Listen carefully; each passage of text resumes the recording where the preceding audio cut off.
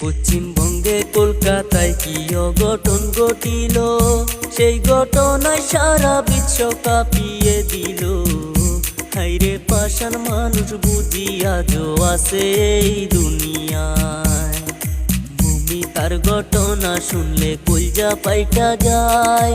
18 জন মানুষ মিলে একলা তারে দর্শন কইরা যায়। একলা ঘরে শিকার হয়ে কান্দে হায়রে হায়।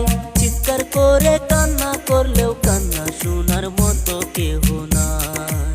হাতে পায়ে দড়ি দিয়া শক্ত করে বেঁধে, হায়রে মানুষ পাষাণ তোমরা কি করিলে।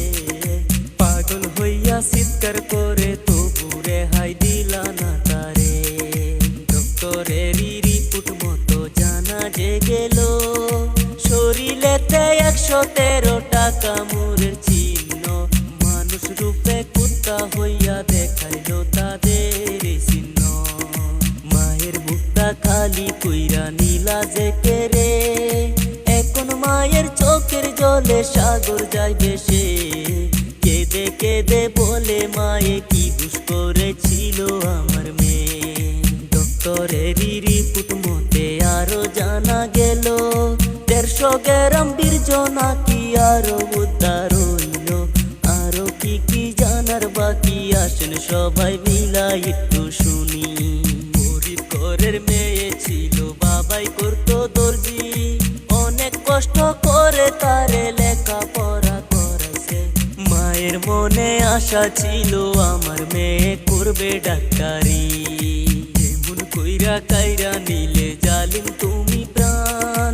চোখ খুলিয়া দেখো জালিম তুমি মায়ের সন্তান। আরো যদি সবাই মিলা করো একটু মা জাতির সম্মান। দুনিয়াতে আইছি সবাই 2 দিনের মেহমান। কে থাকবে কে যাইবো আগে হিসাব জানা নাই। আসেন সবাই সময় থাকতে ভালো কিছু কাম কইরা যায়। এই মুহূর্তে খবর এলো একজন ধরা পড়লো, বাকি 17 জন আছে তাদের ক্ষমা নাই।